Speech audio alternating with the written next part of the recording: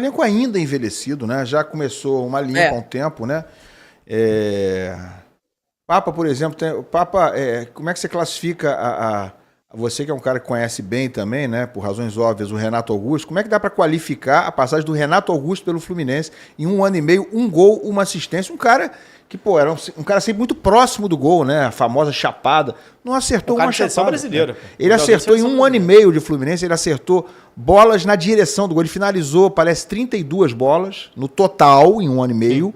E 6 na direção do gol. 6 na direção do gol em 1 ano e meio. E um gol, né? Fez 1 gol. 3% de aproveitamento. 1 gol. Como é que se chama uma passagem dessa? Ele é o Pablo, o zagueiro do Flamengo, ele é o Pablo do Fluminense. Simples. Salário em dia, tá em dia lá, não tá? Tá. Recebendo bonitinho, saiu. Só que ele ainda foi mais bonzinho que o Pablo, ele aceitou rescindir, né? Parece que ele procurou, né? E ele jogou no dia anterior. O Pablo não. Raro jogo que ele jogou. Treinou ontem. O Pablo continua recebendo, rapaz? Não joga nem treina. Treina. Ele treina, na verdade, aquele contra-turno, né? Não treina com o grupo, né? Treina separado. Isso é treina por obrigação, porque o clube nem pode deixar sem treinar. Senão você tem uma rescisão ali, você não pode... Mas, garoto, eu cheguei a falar aqui o seguinte, que se eu tô trabalhando aqui na Placar, a Placar vira pra mim e fala, olha, não dá, não tem como utilizar mais você nos programas, não tem sentido. Não tem sentido, ok, vamos encerrar aqui, me paga um mês aqui, a continuação desse mês, um proporcional e tal. Eu faço uma negociação e saio, cara. Entendeu? Como é que eu vou ficar mais 1 ano? Eu sei que é gostoso receber um saláriozinho. É gostoso. Pô, eu também gosto. Você gosta de dinheiro? Eu gosto de dinheiro. Você gosta de dinheiro? Mas o cara vai treinar, né? Jogador de futebol é um pouquinho diferente. Cara, mas vai ter que continuar treinando, né? Mas eu tento trazer pra cá sempre. Eu tento trazer pra minha realidade sempre. Eu acho que eu não aceitaria ficar recebendo sem trabalhar. É o meu jeito. Mas você levar em consideração eles acabam que o treino trabalhando. O Renato Augusto tomou atitude. Ele não aguenta mais. Pra mim, o Renato Augusto tomou atitude de caráter. Não, também o Souza fez isso no Vasco agora também. O Souza acabou de rescindir contratos também. Mas eu só vou dizer assim, querendo ser um pouquinho mais rigoroso, acho que ele poderia ter feito isso antes, tá? Sim. Eu acho que o Renato já não tá rendendo nada desde o ano passado. Ele esse ano jogou 4, 5 jogos, né? Teve lesão séria, já fez cirurgia esse ano no ombro.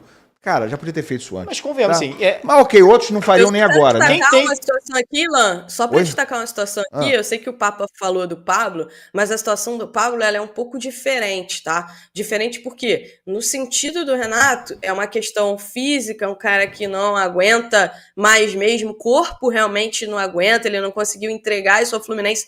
O Pablo, ele acredita que ele poderia estar no elenco do Flamengo, tá? Ele acredita técnica, que ele poderia fazer parte do elenco do Flamengo, por exemplo. Ele começou a temporada disputando o Campeonato Carioca ali com a garotada. Na minha visão, os jogos que ele participou nem foi bem, tá? Eu acho que ele nem foi bem nos jogos que ele participou. Mas a questão dele é essa. A questão é que ele, na cabeça dele, Raiz, ele se sente injustiçado porque ele queria... fazer parte do grupo, estar ali fazendo parte do grupo. Na cabeça dele, ele entende que ele tinha condições de estar fazendo parte do grupo. Quem tem que se preocupar com o dinheiro é o clube que assina. Assim, primeiro ponto. É claro que o jogador pode tomar decisão, a gente vai achar bonito o cara que aceita rescindir e tal, mas o clube, quando assina um contrato com o jogador, ele assina, eu vou te pagar por 3 anos, salário tal, e acabou. Você faz aquele vínculo até para não perder o jogador, porque quando o cara joga bem, muitas vezes o clube segura e não permite uma saída.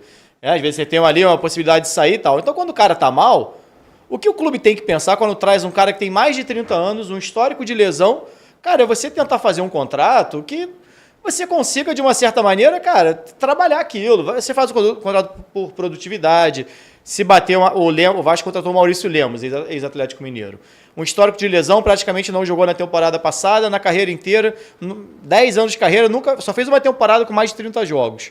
O Vasco contratou por 1 ano, ele só vai renovar o contrato dele se ele bater uma meta lá X de jogos. Já ficou fora 80% dos jogos. Dificilmente vai bater essa meta. Acho que os clubes têm que também, a gente vai botar na conta do jogador, mas os clubes têm que, na hora de fazer um contrato, também a responsabilidade é de quem vai gerir isso, né? Mas o Mário não faz. O Mário, presidente do Fluminense, ele gosta dessa mídia, essa coisa de contratar jogador famoso. Então. Mesmo que esteja em fim de carreira, que ele faz um vídeo com o cara mostrando o CT, né? Aí agora... Com qual necessidade ele estendeu, sinceramente, cara, com toda a idolatria que o Fluminense tem ao Germancano, que é justo, com qual necessidade ele, no começo de 25, estendeu o contrato do Germancano até o fim de 26? Ele tinha contrato até o fim desse ano, estendeu até o fim de 26, sem saber se o Cano vai jogar, como é que o Cano tá rendendo ou não tá, já não tá rendendo muita coisa, né? Com qual necessidade ele renovou o contrato do Manuel, com qual necessidade ele queria estender o contrato do Ganso, que não tá conseguindo fazer sequência de 2 jogos em 25, quer estender até o fim de 26, problema cardíaco.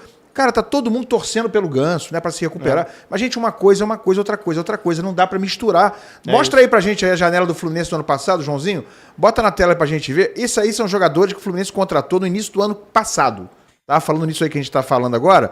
Isso aí é do perfil, tá no perfil Planeta Fluminense no Instagram. Esses são jogadores, são os 8 contratados na janela no início do ano passado. Vou tentar aqui fazer de cabeça. Isso aí é Douglas Costa. Gabriel Pires. Antônio Carlos, que veio da Liga Norte-Americana. Ali é o Felipe Alves, goleiro, que o Diniz adorava, né? Amigo do Diniz, um cara... Jogou com ele muito tempo no interior de São jogador Paulo. Goleiro com silhueta de lutador de sumô, o Diniz trouxe. Ele gosta disso, ele trouxe também da outra vez o Agenor pro Fluminense em 2019, que era um goleiro obeso e queria renovar com ele. O cara era titular do Fluminense.